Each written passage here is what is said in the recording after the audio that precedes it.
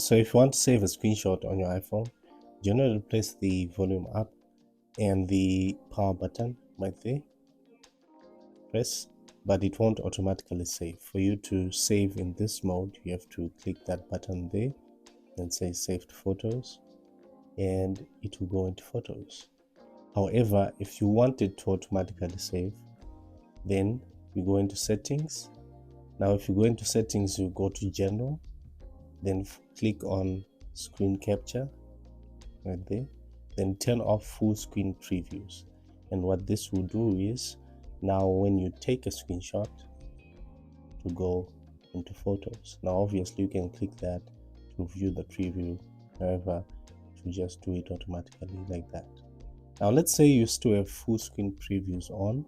You take that screenshot, then you just swipe up and it will automatically go into photos. Subscribe for more hacks.